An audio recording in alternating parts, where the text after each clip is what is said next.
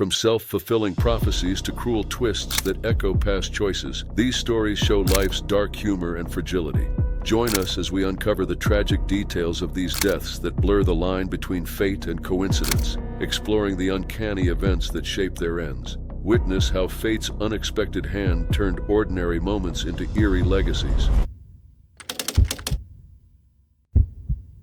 On September 28, 1981, Daniel du Toit, a 63-year-old esteemed South African astronomer, stood before an audience to deliver a lecture. The topic was a somber one: the unpredictability of life and its natural companion, death. With this lecture on the unpredictable arrival of man's mortality came an unbelievable and tragic demonstration.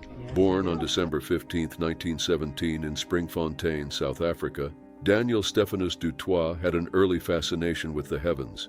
He pursued his education at Hoërskool Centraal in Bloemfontein before embarking on his astronomical journey in 1936 at the Boyden Observatory, then administered by Harvard College Observatory. Du Toit eventually became the chief assistant to the director of the observatory. The observatory, located in Mazelsport, Free State, served as a fertile ground for remarkable astronomical discoveries during that era. Du Toit's contributions to the field of astronomy were nothing short of extraordinary, particularly in the discovery of comets. Between 1941 and 1945, he discovered 5 comets, a feat that solidified his reputation among his peers. The first of these, 57P/Du Toit-Nujmin-Delport, was found during the meticulous examination of photographic plates taken using the observatory's telescopes. This process involved painstakingly scanning images exposed on high-speed blue plates, ensuring the quality and accuracy of each observation. His subsequent discoveries included 66P/Du Toit and 79P/Du Toit-Hartley,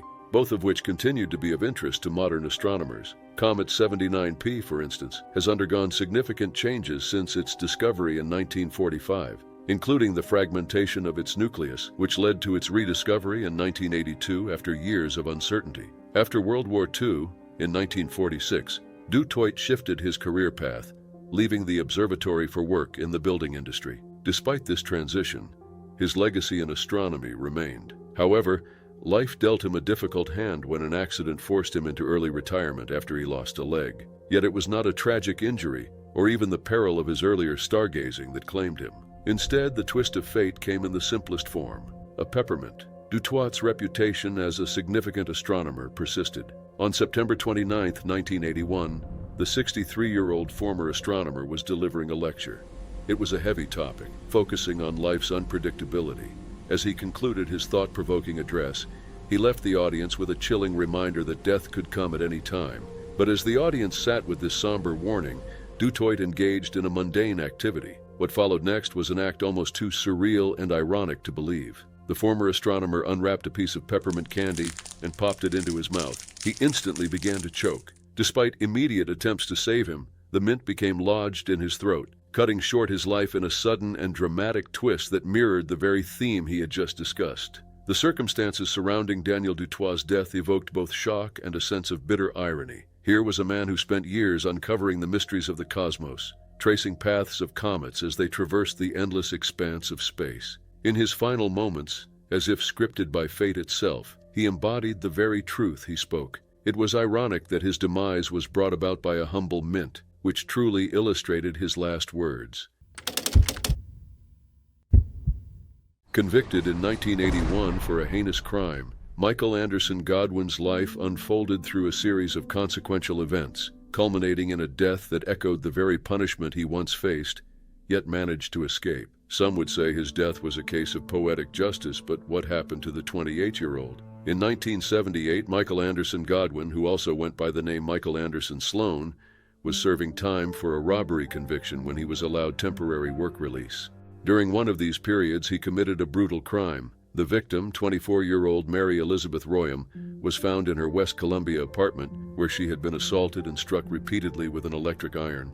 The cruelty of the act and its devastating aftermath were shocking. When the case went to trial in 1981, Godwin was convicted and faced the grim sentence of death by the electric chair, then South Carolina's standard method of execution. However, 2 years later, in 1983, his sentence was reversed. A retrial found him not guilty of part of the original charges, and the death penalty was commuted to life imprisonment. This reprieve marked what many would consider a monumental twist of fortune. Escaping the electric chair was no small victory. Perhaps not wanting to waste his chance at life, Michael Anderson Godwin made efforts to change. Over the following years, he exhibited what prison authorities described as model behavior. He pursued his education, earning 2 college degrees and nurturing aspirations of working with young people upon his potential release. Yet his story took an abrupt, tragic turn that underscored the irony of life and death. In March 1989, Godwin was alone in his cell at the Central Correctional Institution in Columbia, South Carolina. He was sitting on a metal toilet,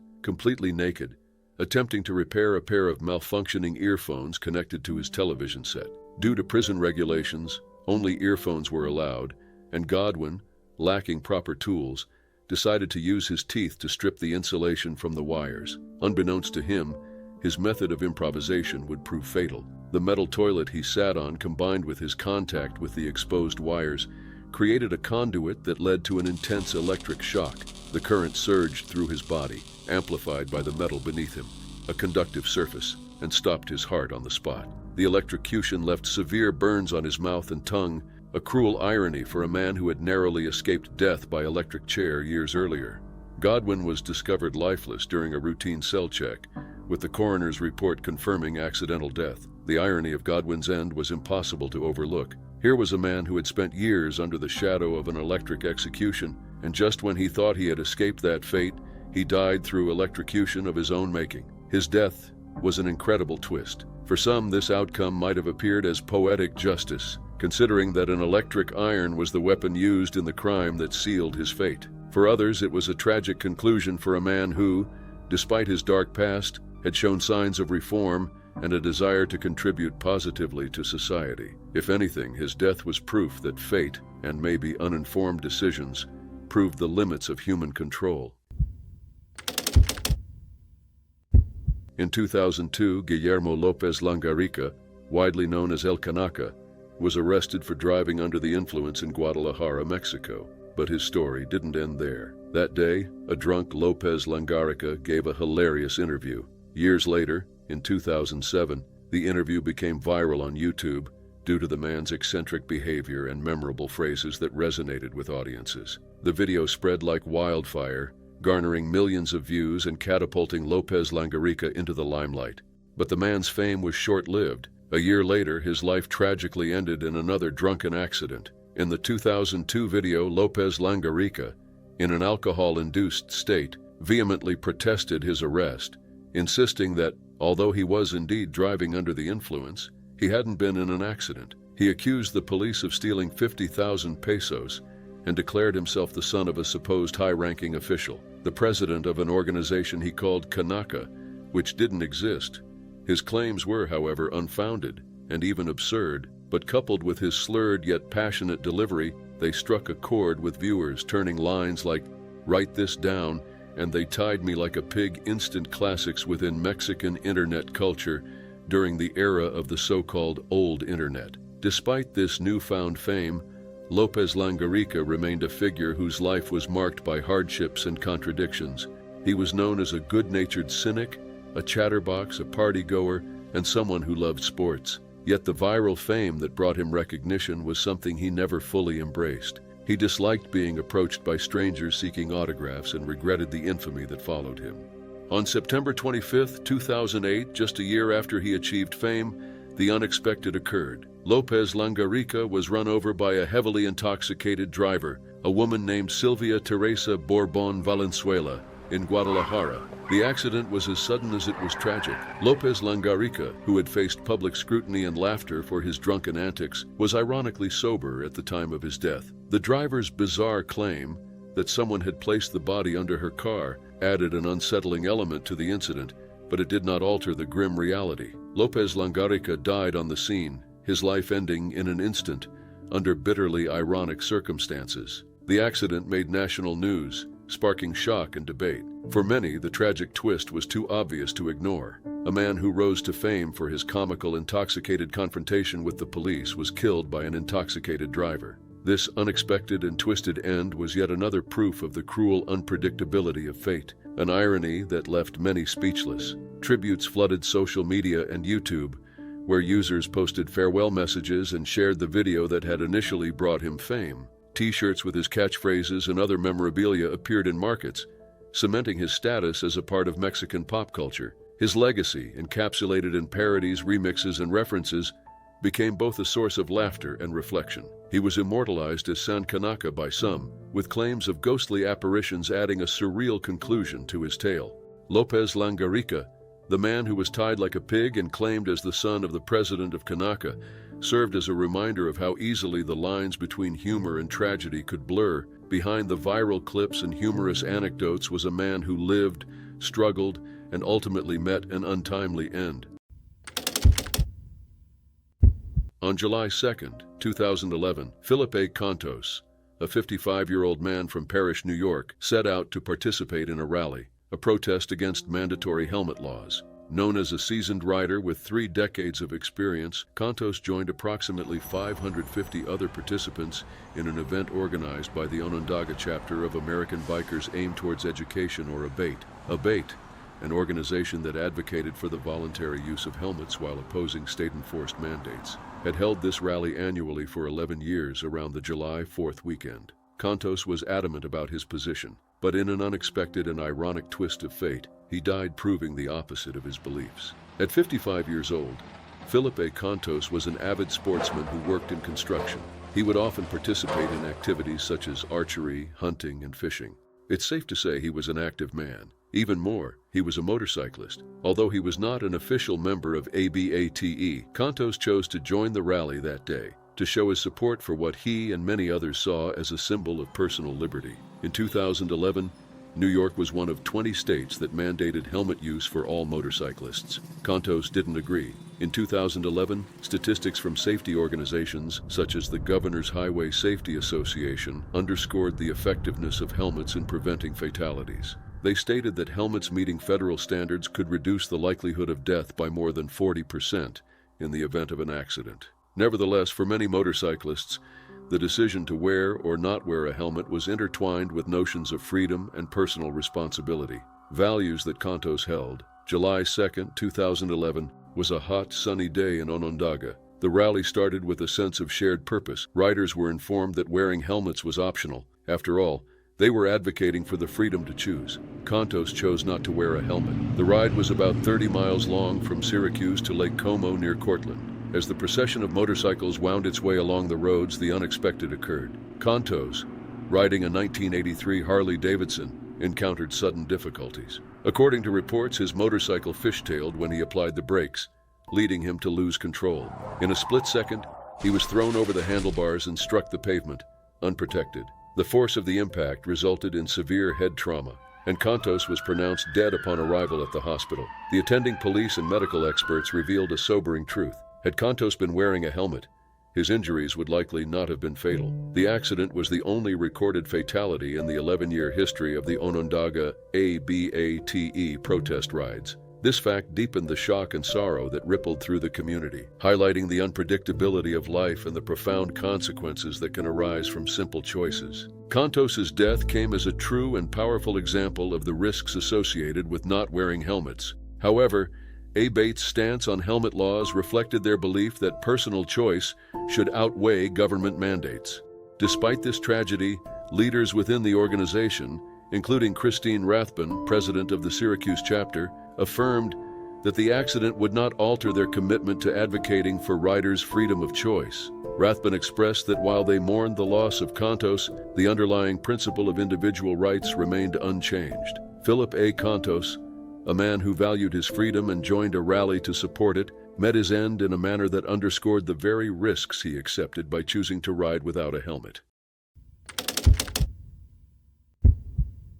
Known as the guru of running, James Fuller Fix devoted his life to promoting the health benefits of jogging and was credited with helping ignite America's fitness revolution in the 1970s.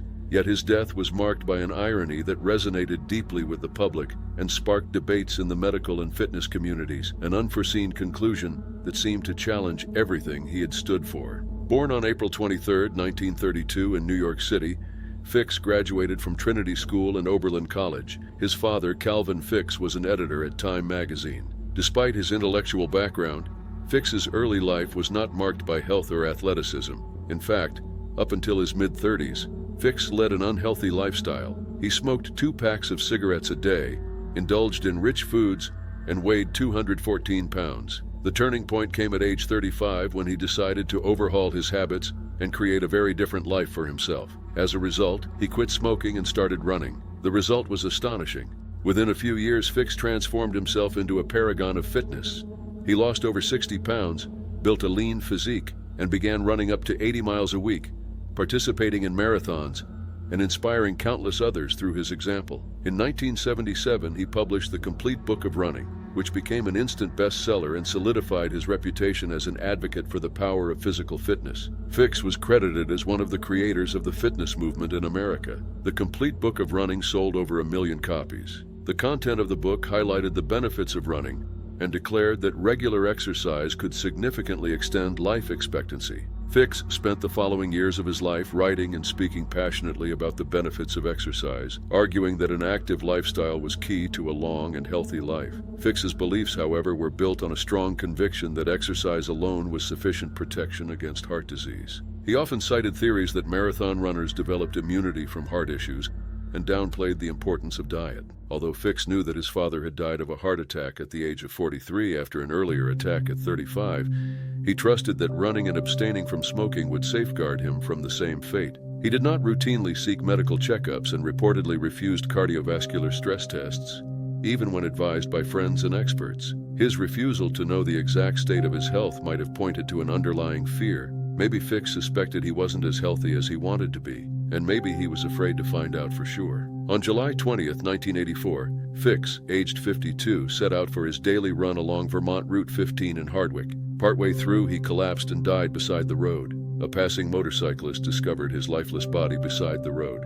An autopsy performed by Vermont's chief medical examiner, Dr. Eleanor McQuillan, revealed that Ficks had severe atherosclerosis. His coronary arteries were significantly blocked. One artery was 95% obstructed, another 85%, and a third 70%. Despite his dedication to running and apparent physical fitness, the underlying disease had progressed undetected, leading to a sudden and fatal heart attack. The revelation of Ficks's blocked arteries raised questions about the beliefs he had championed. While his transformation from an unhealthy smoker to a fitness icon had inspired many, the fact that he died while practicing what he preached was an ionic contradiction. His death came to show that exercise, while beneficial, was not a cure-all. Factors such as genetics, diet, and comprehensive medical care also played critical roles. In the years following his death, Kenneth Cooper, an exercise physiologist and friend of Ficks, conducted a review of his medical history and risk factors. Cooper's findings confirmed that Ficks's genetic predisposition, his father's early death from heart disease,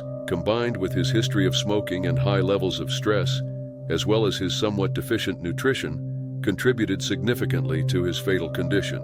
Cooper speculated that even though running might have extended Ficks's life beyond what it might have been otherwise, it could not overcome the advanced state of his heart disease. Despite the tragic end, Jim Ficks's legacy endures. He helped Americans understand that running and jogging were vital parts of a healthy lifestyle. While exercise remains a powerful tool for improving physical and mental well-being, Ficks's death reminds us that it must be complemented by awareness of genetic risks, proper medical screenings, and a holistic approach to health.